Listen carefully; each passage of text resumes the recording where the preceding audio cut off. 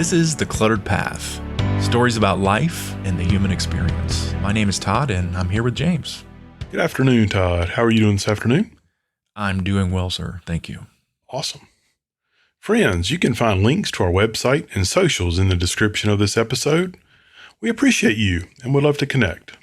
Additionally, you may email feedback@clutterpath.com with any feedback or questions. We did receive some feedback this week. A listener suggested, in lieu of the term meritocracy, a better description is a trust-based system. It doesn't carry as much political connotation. I like that. I do too. So thanks for the feedback, folks. I'd like to begin today with a quick review of what we've covered thus far in our series on Genghis Khan, just as sort of a level set.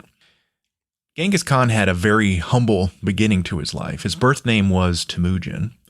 He was born into a nomadic, violent, and tribal society where the clans just constantly fought each other. He was uneducated and poor from an outcast family. He was unwanted by his own father. He had a very chaotic childhood. His father died from poisoning. The clan abandoned his mother and the children. It was just really a desperate time struggling to survive, and he witnessed the strength of his mother, who kept them all alive. Tradition said that his tyrannical and bullying half-brother was next in line to be head of the clan after his father's death. Temujin and his brother actually murdered him to prevent that, so pretty brutal.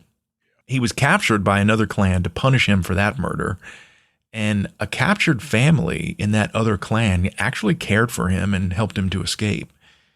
He ended up forming a close bond with a boy named Jamuka, who was from another clan, and they became blood brothers. And the book uses the term Anda.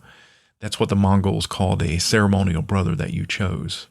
Just a summary of his childhood. He learned very early that love, trust, and loyalty don't necessarily come from your own family or clan. This shaped his psyche and would heavily influence the way he governed as a Khan later in life. We also learned that he was a reluctant warrior. His wife Borte was abducted by another clan, and he had to fight to rescue her. After that fight, after rescuing his wife, they merged with Jamuka's clan, but eventually Temujin couldn't stomach the caste system with its, strict pecking order and the me-first leadership style, and it drove them apart. So Temujin became Khan of his own small clan, and at that point he implemented a radical and ingenious governing structure. It was 100% opposed to the traditions and cultural norms of Mongol society. He was actually dragged against his will into war with other clans through the political machinations of his mentor, Ong Khan, and other clans who stirred up conflict.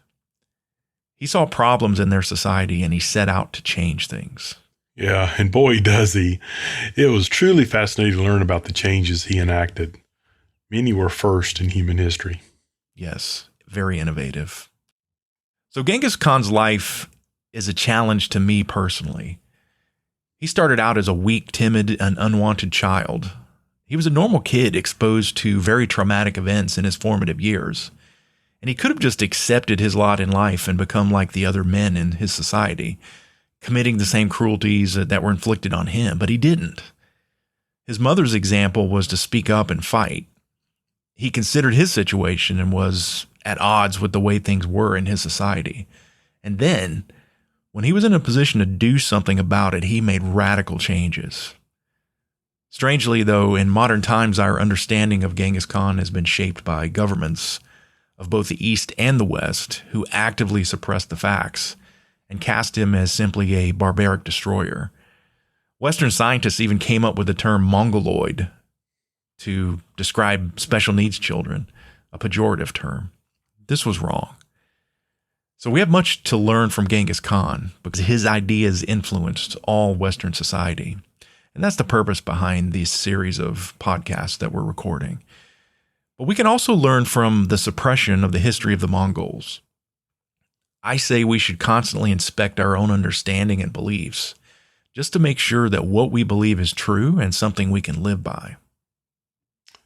Yep. I think it's worth mentioning, too, at this point that some of the barbaric destroyer story was a direct result of Genghis Khan, née Temujin, using written stories as propaganda. We'll be discussing more of that later in the series. So that sets the table for today's discussion. At this point in the story, Temujin is Khan of his own clan, and he implemented that new governing principle, such as the meritocracy, also known as trust-based system. He implemented those policies like that, as well as citizenship for conquered people, and also distribution of resources, just to name a few. He also organized his army using a structure of, they called it a decimal structure, where they had 10 men per squad, 10 squads per company, 10 companies in a battalion, and so on up until his army. Everything was a quantity of 10. But now we dive deeper into the book, and we're reaching chapter 3 of Jack Weatherford's book, Genghis Khan and the Making of the Modern World. The chapter is called War of the Khans, and we're going to discuss the final battle for control of the Mongols, where Temujin Khan becomes Genghis Khan. I've learned a lot from Temujin's life. It feels great to get to this point in the story. Indeed. Ong Khan is getting old, and a successor is needed. So here's the situation. It's the year 1203. Temujin is now 41 years old, and it's been more than 20 years of warfare. He commands most of the Mongols, with the exception of Jamuka's band after their split. Ong Khan is still playing Temujin and Jamuka off of each other to keep them subservient and under his control. But then, at this point in the story, Temujin makes a political move to force the issue. So Temujin, he requests a marriage between his daughter and Ong Khan's son, Joki. And this would signify that Ong Khan prefers Temujin to Jamuka. But at the behest of his worthless son, Ong Khan refused the marriage. But why does he do this? The book points out that Temujin's beliefs and governing philosophy were a threat to the aristocrats of Mongolia. They viewed him as some sort of upstart and unworthy. So Ong Khan, he ends up refusing that marriage request in a very insulting manner. But Ong Khan would soon regret his refusal, and he became fearful of Temujin's response. Temujin was the best military leader, and Ong Khan knew he could not risk a fight with him. So Ong Khan developed a scheme to kill Temujin and rid himself of this threat to his way of life. And so the plot thickens. Ong Khan sends a messenger to Temujin saying he had changed his mind about the marriage and he welcomed a marriage between the families. A date was set for the wedding, and Temujin was invited to bring his family. Temujin still trusted the aging Khan. This was his ritual father of more than 2 decades. He still trusted him, so he set out for the wedding. He left his army behind, and it was thought the wedding would unite all Mongols and put Temujin in a position to succeed Ong Khan. But a day's ride away, Temujin, he learns that this was just simply a plot to kill him. Ong Khan had actually assembled his army to ambush and killed Temujin's entire family. So at this point, Temujin is forced to flee with his small group. And the question was, how would his followers respond? So here's another instance in the life of Temujin where a prominent and trusted member of his own family betrays and tries to kill him. So this reinforces his policy of appointing people based on talents and loyalty rather than kinship. Exactly. More validation that his values, trust and loyalty, are stronger than family. So the events that transpire next, they'd be remembered as legendary among the Mongols because they consider these events as the greatest trial and triumph in Temujin's life. So here's what happens next while he's fleeing. He's exhausted from traveling for days. So the band with Temujin, they reach a place called Lake Baljuna. Only 19 men remained with him after this escape. And facing a very real possibility of starving to death, they pause just to decide what to do. But then a gift arrives at an opportune moment. A wild horse just appears unexpectedly. They end up hunting it down and killing it for food. And an interesting story from the book, they had no wood to make a fire to roast the horse, so they ended up creating the ginormous cauldron out of the horse hide, and they filled it with water. They burned dung and heated rocks that they then dropped into the water to cook the meat because they couldn't put a fire under the horse skin. Another interesting note, of the 19 men with Temujin, only his brother Kassar was a blood relative. The rest were simply friends who stayed by his side. So the wild horse, we learn now, this wild horse had great meaning to this band of men. They actually considered it a supernatural gift that offered more than just food. You see, the horse was the most important and solemn animal to the Mongols. So this arrival of a horse, it was a sign of divine intervention and support. Here's an excerpt from the book describing it. Quote, "The horse symbolized the power of Temujin's destiny and its sacrifice. As before any major battle or Kuriltai, it not only fed the men, but further empowered Temujin's spirit banner. With only the muddy water of Baljuna to drink at the end of the horseflesh meal, Temujin Khan raised one hand to the sky, and with the other, he held up the muddy water of the Baljuna in a toast. He thanked his men for their loyalty and swore never to forget it. The men shared in drinking the muddy waters and swore eternal allegiance to him.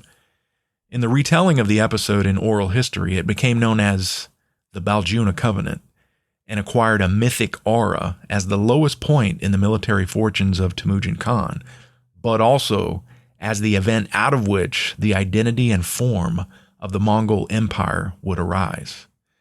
The event acquired a symbolic representation of the diversity of the Mongol people based on mutual commitment and loyalty that transcended kinship, ethnicity, and religion. The 19 men with Temujin Khan came from 9 different tribes. Probably only Temujin and his brother Kassar were actually from the Mongol clans. The others included Merkid, Khitan, and Karyid, whereas Temujin was a devout shamanist who worshipped the eternal blue sky and the god mountain of Burkhan Khaldun. The 19 included several Christians, 3 Muslims, and several Buddhists. They were united only in their devotion to Temujin and their oath to him and each other. The oath sworn at Baljuna created a type of brotherhood, and in transcending kinship, ethnicity, and religion, it came close to being a type of modern civic citizenship based upon personal choice and commitment. This connection became a metaphor for the new type of community among Temujin's followers that would eventually dominate as the basis of unity within the Mongol Empire. End of quote. So after entering into this covenant with his men, Temujin plans his counterattack. But we learned that Ong Khan is still playing by the old playbook. You chase people away, you bask in the glory of your victory, and that's what Ong Khan did. And he puts on a feast in his ginormous gur, or tent, under this illusion that he had completely annihilated Temujin. He's overconfident in his own power and authority, and he really miscalculated the loyalty of Temujin's followers. In contrast, Temujin's playbook calls for total victory. He moves quickly while Ong Khan was still celebrating. He starts by sending word out to his followers with plans of his counterattack. Temujin's entire army, the tens, the 100s, and thousands, they end up joining him as he travels west from Baljuna towards the lands of Ong Khan. He's also rejoined by some of his relatives through his mother and his wife Borte, because they'd been loyal to the Karyid leader, but they abandoned him to rejoin Temujin after they learned of his plans. And then Temujin attacks. People that supported Temujin Khan, they ended up staging horses along the travel route for Temujin's army. That was to help him move fast across the steppe. The army would race through the night, and they followed a very difficult indirect route that Temujin knew would be unguarded. And along the way, they're replenishing their horses from the supporting staff. While the party was raging, Temujin's army descends on the revelers and completely engulfs them. And then a battle would rage for 3 days. Ong Khan's army fought in retreat, and many of their followers, they defected and rejoined Temujin. They were accepted so long as they had not committed any act of treachery or caused harm to Ong Khan, other than simply switching sides. Temujin lived by his principles of loyalty. The Karyid aristocrats, they ended up fleeing in all directions. It was just every man for himself. Ong Khan's son himself fled south and ended up dying of thirst in the desert. And then we hear about Jamuka.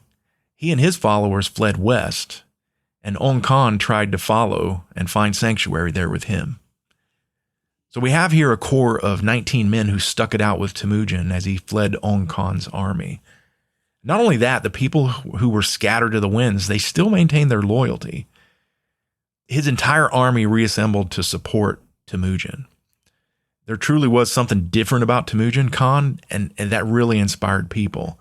And I would say that's because you just can't fake good leadership.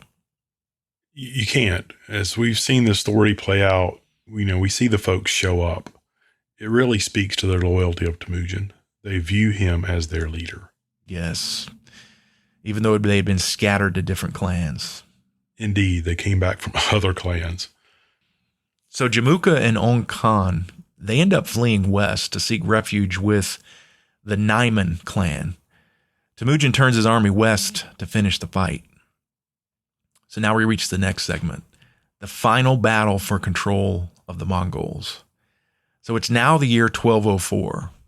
It's 1 year after Ong Khan tricked Temujin and tried to eradicate his clan. The upcoming battle would take place 300 miles west of the sacred mountain, Burkhan Khaldun. Temujin Khan is now 42 years old, and we're given a primer here on military strategy and tactics from a master. Temujin's overall strategy was just to simply pick at the Naiman with small, unpredictable hit-and-run attacks, or guerrilla attacks. The Naiman army was much larger, so Temujin couldn't risk an all-out assault. He would lose that battle. And prior to the battle, they train in maneuver warfare using these guerrilla tactics. Temujin was a veteran of 2 decades of fighting, and he knew the value of training for war. So that's the overall strategy, hit-and-run attacks, guerrilla attacks. And now we're treated to an in-depth coverage in the book of the tactics they use to carry out the overall strategy. Tactic number 1, this is the initial attack.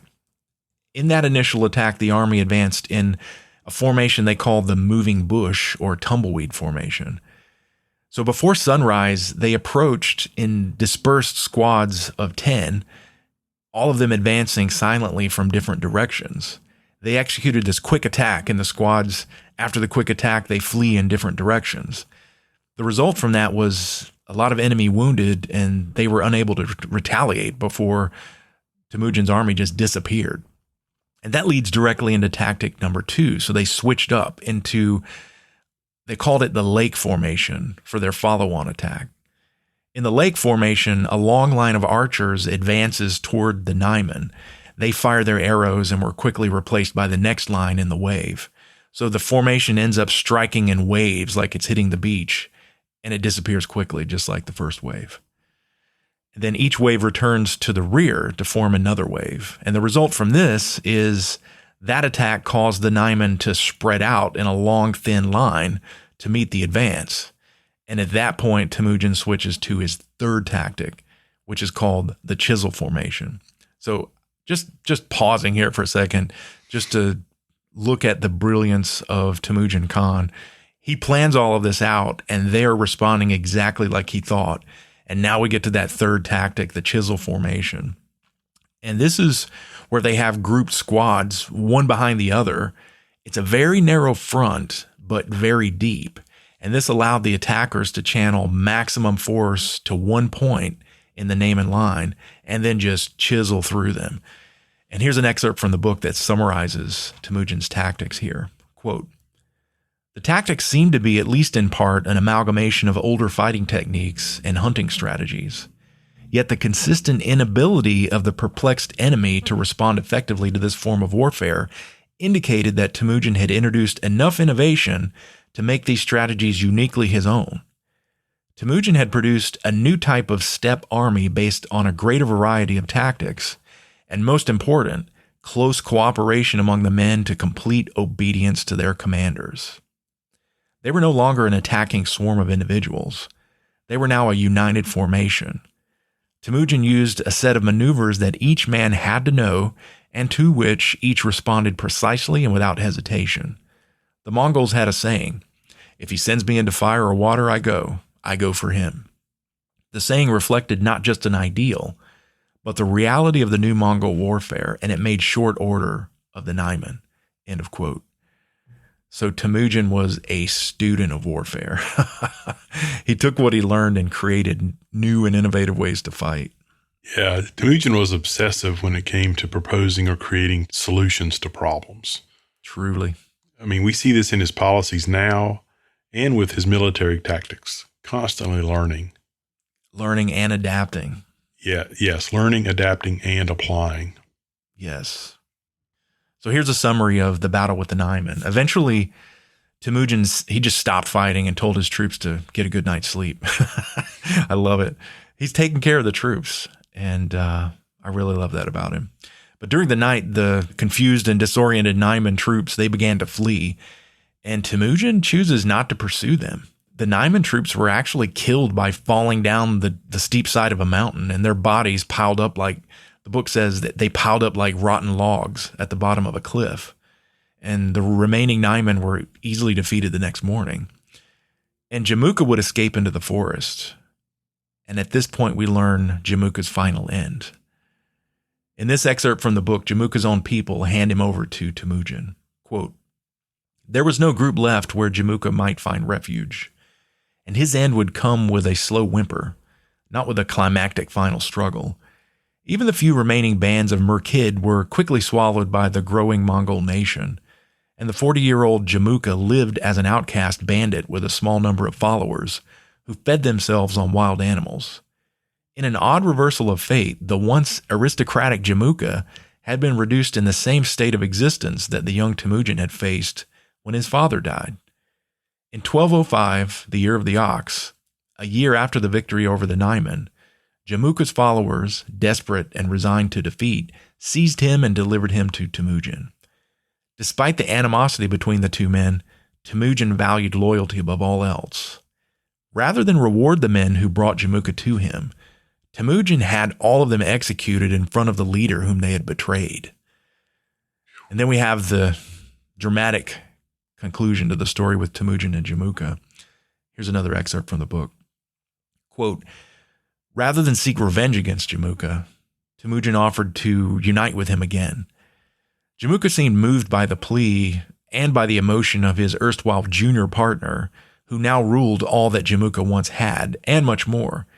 He seemed for a moment to fall into Temujin's sentimental nostalgia for the brotherhood of their youth. Jamuka then blamed their separation on the influence of another unnamed person, and he says, 'We've been provoked by one who cuts across us. We've been goaded by one who came from the side.'" End of quote. It's interesting to note that Jamuka's younger than Temujin, but he still considers him a kid brother. That's that caste system. It just won't leave Jamuka's mind. But Jamuka would eventually ask to be killed, but in an aristocratic way so his blood wouldn't be spilled on the ground. And then the book shares this epitaph, quote, "Jamuka had been Temujin's first rival, and now he ended his life as the last of the Mongol aristocrats opposing him." At this point, Temujin had defeated every tribe on the steppe and destroyed every aristocratic lineage. And having killed off their men and marrying their women to his sons and followers. Yeah, it is interesting to note the path Temujin's life followed. Here's a quick rundown. He chafed at anyone who tried to impose authority on him. He then killed his half-brother Begter to prevent his tyrannical rule over the family. He destroyed the Merkid because they captured his wife. He killed off the Tatars who had killed his father. When his father figure Ong Khan tried to kill him, Temujin destroyed his tribe. And then the Naiman queen mocked the Mongols as inferior, so Temujin attacked that tribe, killed her husband, and gave her to one of his men as a wife. Finally, he killed Jamuka, his ceremonial brother, one of the people he most loved in life. Wow. That was brutal. And to top it all off, Temujin didn't want any of this.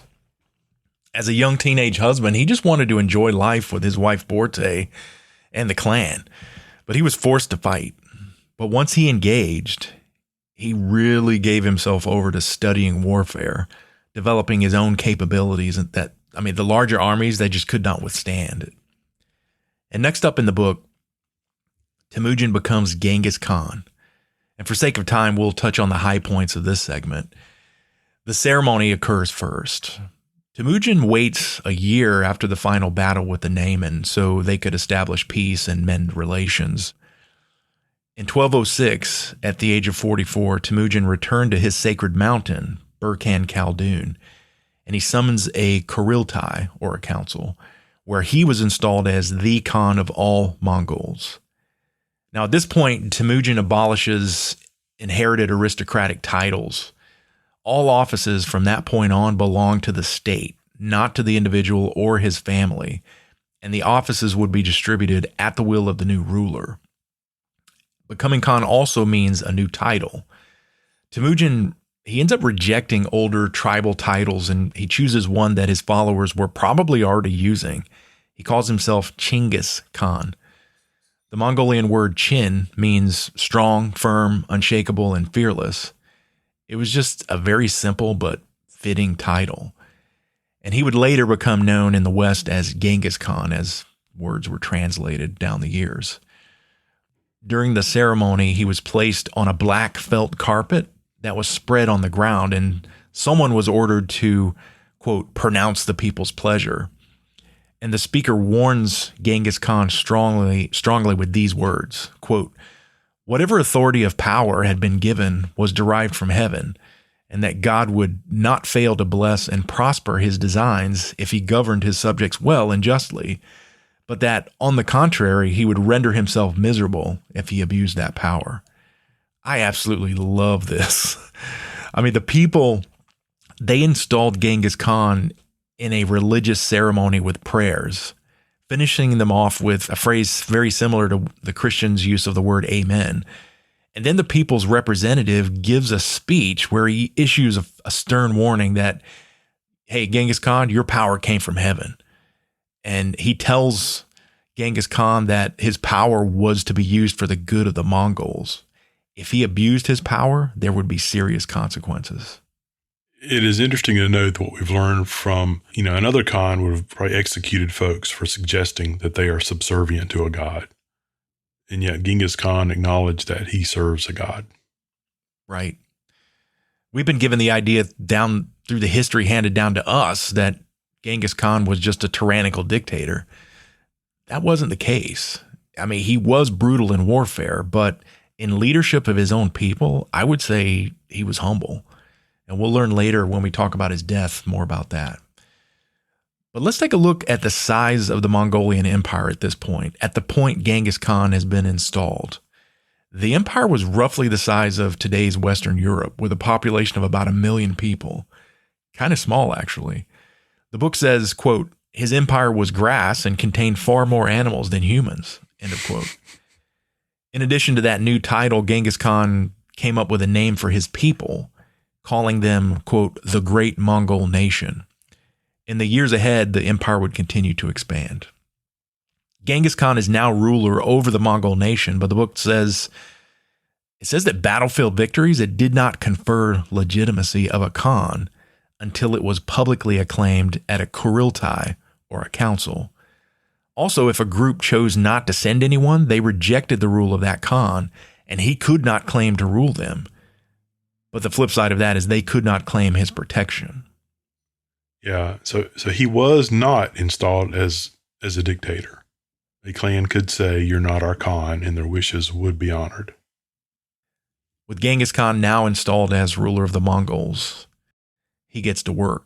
He has to establish a government.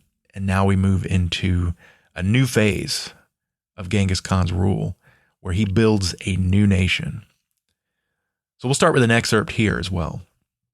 Quote, most leaders, whether kings or presidents, grew up inside the institutions of some type of state. Their accomplishments usually involve the reorganization or revitalization of those institutions and the state that housed them. Genghis Khan, however, consciously set out to create a state and to establish all the institutions necessary for it on a new basis, part of which he borrowed from prior tribes and part of which he invented. For his nation state to survive, he needed to build strong institutions. And for Genghis Khan, this began with the army that brought him to power. He made it even stronger and more central to government. In order to maintain peace in this large and ethnically diverse set of tribes that he had forged into one nation, he quickly proclaimed new laws to suppress the traditional causes of tribal feuding and war. The great law of Genghis Khan differed from that of other lawgivers in history. He did not base his law on divine revelation from God, nor did he derive it from an ancient code of any sedentary civilization. He consolidated it from the customs and traditions of the herding tribes as maintained over centuries. Yet, he readily abolished old practices when they hindered the functioning of his new society. He allowed groups to follow traditional law in their area, so long as it did not conflict with the great law, which functioned as a supreme law or a common law over everyone. End of quote. So a new system of laws is instituted. And I'm just going to go through these pretty quickly here just to cap them off. But a new system of laws is instituted. The first one that he instituted was the kidnapping of women was forbidden. This is likely a reaction to his wife, Borte, being abducted, because Genghis Khan saw that the kidnapping of women was a source of a lot of feuding between the tribes. So that was the first law that he laid down. The next law was abduction and enslavement of any Mongol is forbidden. So he outlawed slavery of the Mongols. He had been abducted as a child and he knew the personal pain and anguish of being a slave, but it was also another source of animosity and violence between the clans. So that law was important for peace and stability. The next law that he instituted is this: all children are legitimate, whether born to concubines or wives. Again, this is in response to conflict and disruption that came from questions of legitimacy. So he just declared all children legitimate. No fighting over that. The next law: selling of women into marriage is forbidden. Haggling over the value of a wife as though she were property, it really produced a lot of dissension in the ranks. So again, he got rid of that. Selling of women into marriage is gone. The next law that he laid out: adultery was forbidden. Again, another means of reducing conflict. Sleeping with another person's spouse, that causes a lot of conflict. Pretty straightforward. The next law that he put out: animal rustling, it's a capital offense. This causes great harm to families if they lose their livelihoods. So stealing livestock, that'll get you executed in Mongolia. These next couple of laws here are related to conservation, which it's very interesting. So the next law is this: hunting animals between March and October was forbidden to allow animals to reproduce. So they're putting these conservation principles in place to make sure that wild game would not be hunted into extinction. And then it will also make sure that you have plenty of wild game to eat. The next law is also a corollary to that. Limits were placed on the amount of animals taken in hunting. Again, more conservation laws. Yeah. Isn't that just fascinating? Recognizing that if you overhunt an area, then your food will be gone. And so putting literal laws into place to protect your food supply. Right. It's something we do today.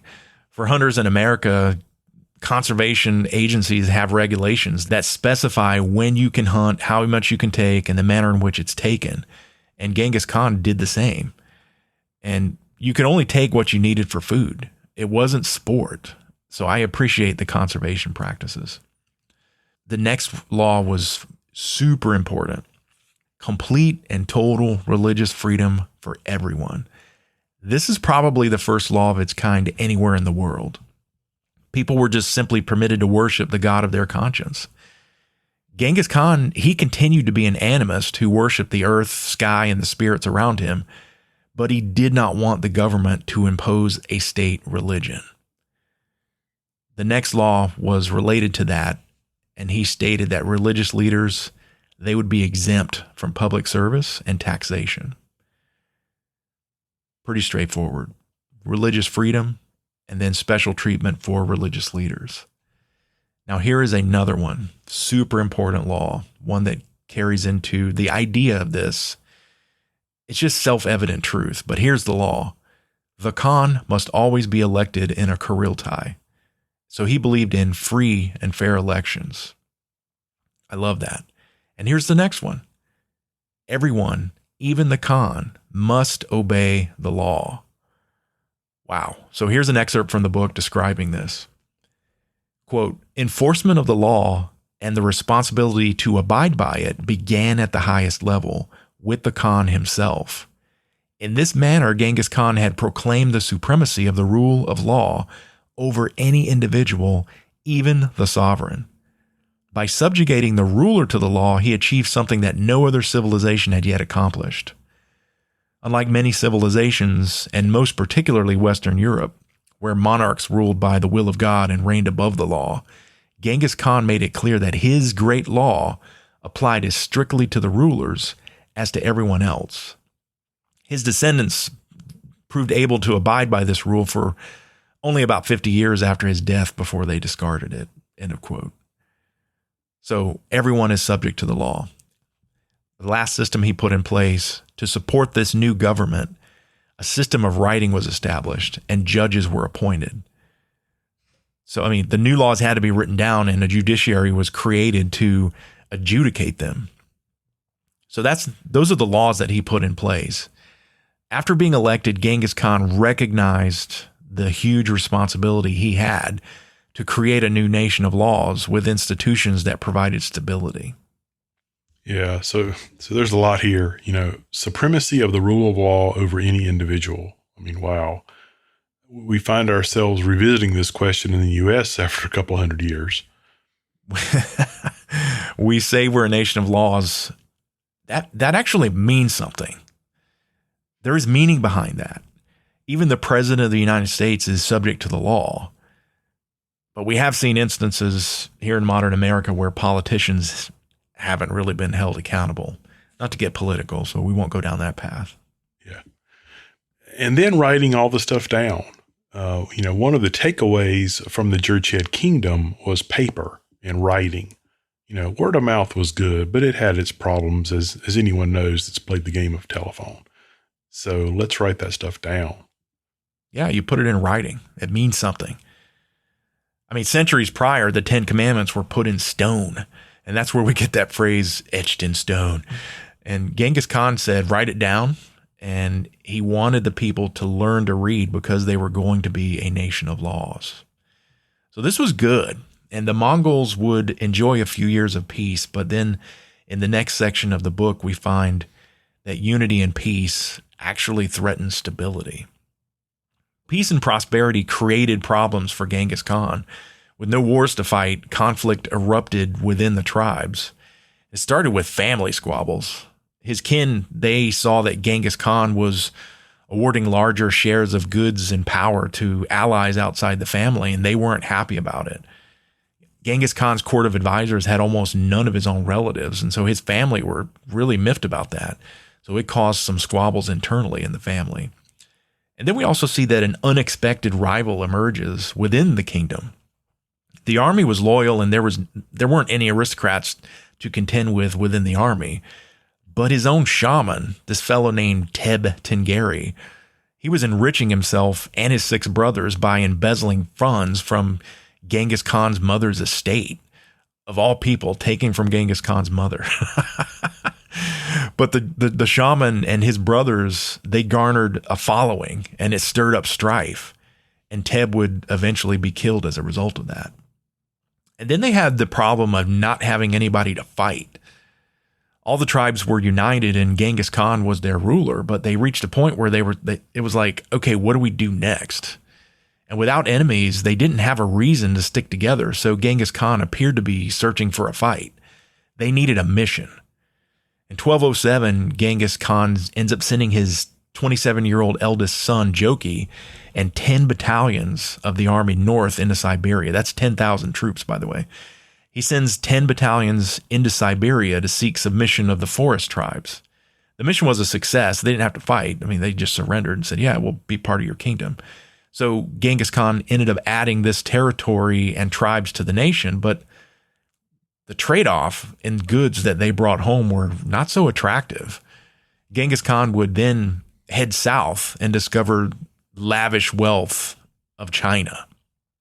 Going south into China proved to be a lot more lucrative because they had manufactured goods, things like metal, textiles, and other things like that.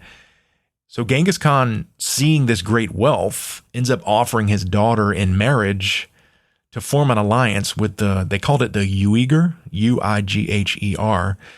He wanted to form an alliance with the Uyghur people in what is today a province of northern China. And then we learned that the Uyghur Khan travels to the Mongol court for a wedding in the year 1209. So he accepts the invitation. He's amenable to the intermarriage, and in 1209, he travels to the court for the wedding. He ends up this Uyghur Khan brings a caravan of lavish gifts. He had gold, silver, pearls, and textiles. And the Mongols didn't have any ability to make cloth. So they saw, gold, silver, and pearls, those are cool, but they saw the textiles as the most important gifts that they brought. And the Uyghurs' gifts ended up demonstrating the stark contrast between the wealth of an agricultural society and the poverty of the Mongols. Here's an excerpt from the book. Quote, Genghis Khan commanded a great army, but presided over a largely impoverished people, while to the south, beyond the Gobi Desert, there flowed an intermittent but impressive stream of goods along the Silk Route. He was ready for the opportunity to redress this imbalance of goods and to test his army against others, but such an endeavor carried great risks. Genghis Khan was eager to take the chance, and soon the opportunity, as though delivered in answer to his prayers, presented itself. End of quote. So here we have peace and relative prosperity ending up causing a new set of troubles. Yeah, it's like without anything to do, they went looking for trouble within themselves. Yeah. So throughout their history, the Mongolian people had someone to fight, and now with peace and prosperity, they just didn't know what to do. So they had all these squabbles within the kingdom. Yeah, you can't deny that fighting was a part of their way of life. It was a part of their childhood. Heavily incorporated into who they were as a people. And this challenges our way of thinking.